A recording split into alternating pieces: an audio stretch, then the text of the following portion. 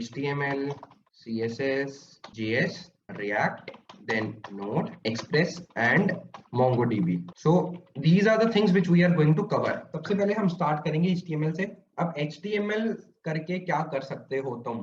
You can create a whole website using HTML. सिर्फ HTML use करके. First thing. Then we have CSS. क्यों करनी है, क्या फायदा है? करनी इसलिए है, नॉर्मल प्लेन HTML की वेबसाइट्स बिल्कुल भी सुंदर नहीं दिखती. To make them interactive, to make them responsive. Responsiveness means अगर मैं तुम्हें अगर कोई भी वेबसाइट खोल के दिखा दूं, लेट्स से जीमेल है, अगर मैं इसको मिनिमाइज करता हूं, so you can see कि मेरे को किस तरह से ये वेबसाइट दिख रही है. मैं जैसे जैसे इसको इंक्रीज कर रहा हूँ, इट इज चेंजिंग, राइट? अब मुझे ज्यादा चीजें दिख पा रही हैं. बूटस्ट्रैप इज अ फ्रेमवर्क जो मतलब यूज करते हैं हम रिस्पॉन्सिवनेस के लिए in most of the cases. Otherwise हम CSS में मीडिया क्वेरीज यूज करते हैं. उसके बाद हम कवर करेंगे JavaScript, which is one of the hottest programming languages out there. JS gives you the functionality.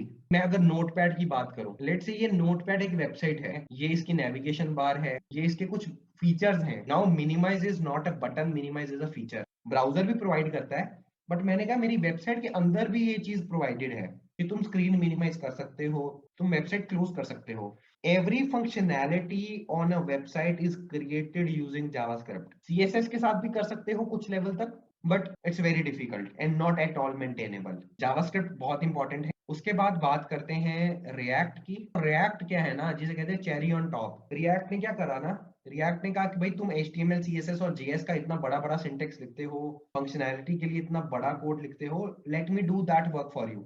तो React created an abstraction layer. अब एब्स्ट्रैक्शन का क्या मतलब होता है? अगर तुम्हें एक भी ऊप्स वाली लैंग्वेज आती है ना, ऑब्जेक्ट ओरिएंटेड प्रोग्रामिंग लैंग्वेज, जैसे C++ आती है कुछ लोगों को, जावा आती है कुछ लोगों को, तो उसमें कुछ ऑब्जेक्ट ओरिएंटेड प्रोग्रामिंग के कंसेप्ट्स होते हैं, वेरी इंपॉर्टेंट फॉर इंटरव्यू, पूछे जाते हैं इंटरव्यू में बेसिकली, और एग्जाम्पल के साथ पूछे जाते हैं. ठीक है, तो प्रिपेयर कर लेना जब भी इंटरव्यू का टाइम आएगा तब. HTML, CSS और JS ने कहा कि हम तो वेबसाइट बना सकते हैं. रिएक्ट ने कहा तुम वेबसाइट बना सकते हो, बट मैं तुम्हारी वेबसाइट को ऑप्टिमाइज कर सकता हूँ.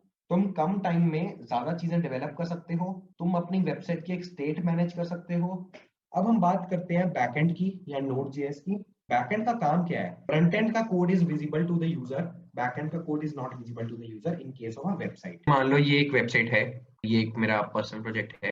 अब इसमें अगर मैं बात करूं बैकएंड की, तो ये बैकएंड कुछ इस तरह से दिखता है. अगर मैं मेन फंक्शन देखूं, खोलूं, अगर इसके कंट्रोलर्स खोलूं, लेट से मैं ये खोलता हूं एडमिन कंट्रोल, तो बैकएंड कुछ इस तरह का दिखता है. Make it like this. और ये यूजर को नहीं विजिबल है. This is the business logic actually. ये बताता है कि हाँ किस टाइप का रहेगा बैकएंड, और मतलब कैसे लिखे जाएगा, और क्या क्या चीजें एग्जिस्ट करती हैं बैकएंड में, क्या चीजें वेरिएबल्स आएंगे फ्रंट एंड से, क्या फिर होगा उनके वेरिएबल्स के साथ.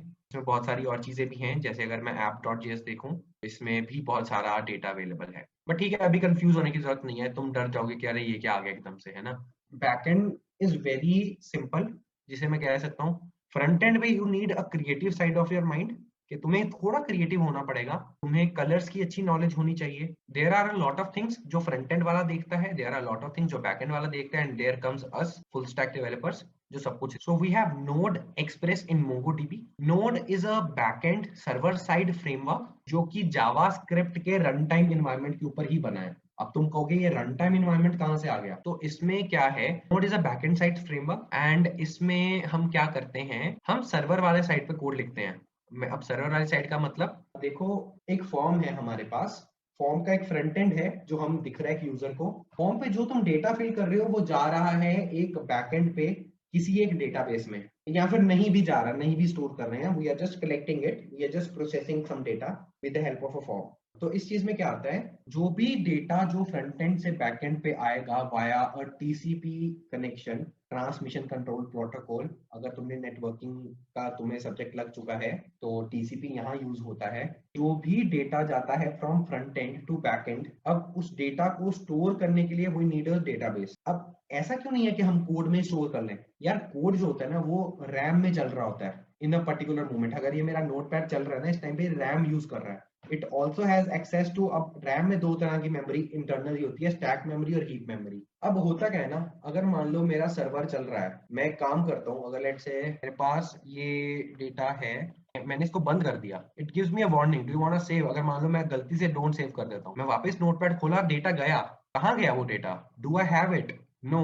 Can I take it back? Copy बना ली थी तो I can paste it back. Otherwise नहीं कर सकता हूँ। अब इस डेटा को, अब मैं अगर तुम्हें कहूँ कि तुमने भाई मेरी वेबसाइट पे आके एक अकाउंट क्रिएट कर लिया, तुमने यूजर नेम पासवर्ड दे दिया मुझे, तो तुम हर बार आके अकाउंट थोड़ी ना क्रिएट करोगे, तुम अगली बार आओगे तुम पुराने वालों को यूज करना चाहोगे। और अगर मैं यही चीज रैम में स्टोर करने लग पड़ा तो भाई फिर तो ना मैं कोई नया फीचर अपडेट पुश कर सकता हूँ अपने सर्वर पे। क्यों? क्योंकि सर्वर पे कुछ भी जब हम पुश करते हैं तो सर्वर कुछ एक पर्टिकुलर मोमेंट्स के लिए डाउन होता है और वो फिर अप होता है। जैसे ही वो डाउन होगा रैम क्लियर कर देगी डेटा को, मेरे वेरिएबल्स की वैल्यू नहीं रहेगी मेरे पास। तो इसलिए इस डेटा को परमानेंटली स्टोर करने के लिए हम क्या करते हैं, डेटाबेसेस का यूज करते हैं।